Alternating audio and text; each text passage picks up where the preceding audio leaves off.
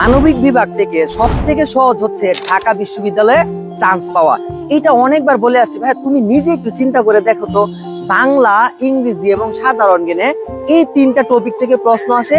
এই তিনটা টপিক কি এমন আহামরি? বাংলা যা পড়ছো, গল্প, কবিতা, নাটক, উপন্যাস, ব্যাকরণের অংশ, ইংরেজি গ্রামার, ভোকাবুলারি অংশ। সাধারণ জ্ঞানের যে কিছু স্পেসিফিক টপিক আছে ওগুলো ধরে ধরে পড়তে হয়। সাধারণ জ্ঞানের সিলেবাস নাই, সিলেবাস বানাতে হয়। ওই সিলেবাসটা তো আমরাই তোমাকে বানায় দিব। কি কি পড়তে হবে? জাতিসংঘ থেকে 1 নাম্বার আসবে, ঢাকা বিশ্ববিদ্যালয়ের ইতিহাস থেকে 1 নাম্বার আসবে, আন্তর্জাতিক সংস্থা থেকে কোয়েশ্চেন আসবে, সাম্প্রতিক থেকে 7 কিংবা 8টা প্রশ্ন আসবে।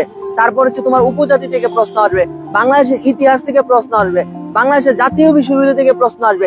যে টপিক গুলো বলতেছি ওখান থেকে মাস্ট 1 নাম্বার করে আসবে।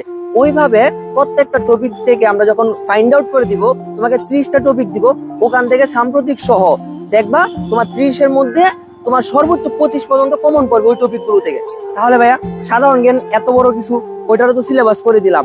আমার তো কোনো স্টুডেন্ট রিটেনে 25-এর নিচেই পায় না, তাহলে ওই রিটেন নিয়ে তুমি কেন ভয় পাবা? তোমাকে তো বলছি, তোমরা দেখছো, এরপরও তো তোমার উপরে বিশ্বাস করতে হবে। একজন মানবিকের ছাত্র হয়ে, একজন আর্টসের স্টুডেন্ট হয়ে তুমি যদি ওই ঢাকা বিশ্ববিদ্যালয় ক্র্যাক করতে না পারো, তাহলে তুমি কি করবা? আমাকে একটু বলো।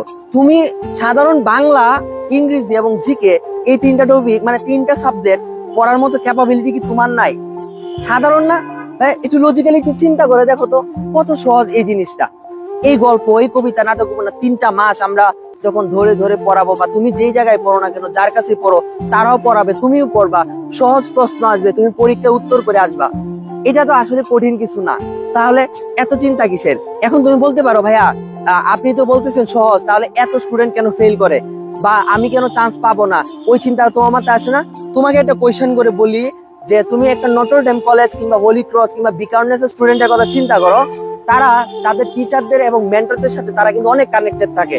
তাদেরকে যদি বলা হয়, টিচারকে বলে যে স্যার আপনি যখন বলবেন তখনই প্রস্তুত।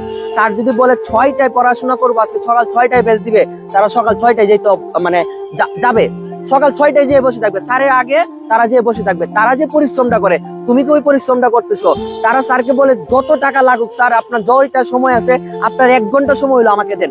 অথচ তারা সব পারে, সব জানে, এরপরও টিচারের সাথে কানেকশন, এরপরও তারা ওই পড়াশোনা থেকে বের হয়ে আসে না। তারা দিন রাত পরিশ্রম করে। একটা নটরডেম ছেলে 4টা পর্যন্ত ক্লাস টাস করে, বাসায় ফিরে ওখানে যায় প্রাইভেট পড়ে, ওখানে পড়াশোনা করে, রাত্রে ক্লান্ত হয়ে যায়, সকালে কুইজ থাকে, ও সারা দিন রাত পড়াশোনা করে, পরে এই সর্বোচ্চ 4 থেকে 5 ঘন্টা ঘুমিয়ে আবার যাচ্ছে, আবার একই রুটিনে চলছে। আর তুমি নিজেকে একটা প্রশ্ন করে দেখো, তুমি ওই জায়গায় পরিশ্রম করছো কিনা? এখন দেখো, সে যদি চান্স পাইতে পারে, সে যদি A+ পাইতে পারে, তাহলে তুমি কেন ওই জায়গাটাতে পারতেছো না? ব্যর্থতা কোথায়? তোমার গ্যাপটা কোথায়? গ্যাপটা এবং ব্যর্থতা হচ্ছে আমাদের মানসিকতায়, আর কিচ্ছুই না। তারা চিন্তা করতে পারে, তারা লেগে আছে, তারা চান্স পাবে। তুমি চিন্তা করতে পারছো না যে তুমি চান্স পাবা, তাই হচ্ছে না। এই জায়গায় হচ্ছে পার্থক্য। কিন্তু পার্থক্য নাই কোথায়? একই তো বই, একই বই। দেখো, নটরডেম ছেলে একই বই পড়ছে, ভালো ভালো কলেজ স্টুডেন্ট একই বই পড়ছে, আর তোমার কাছে তো সেম বইগুলা। অপরিচিতা গল্পের লাইন তো বদলে গেল না, জাতিসংঘের টপিক তো বদলে গেল না, ঢাকা বিশ্ববিদ্যালয়ের ইতিহাস তো বদলে গেল না, ইংরেজি parts of speech, voice, right from first, ন্যারেশনের রুলস তো বদলে গেল না। সে এই রুলস গুলোই পড়ছে, সে পারে, তারপরও বারবার পড়ছে।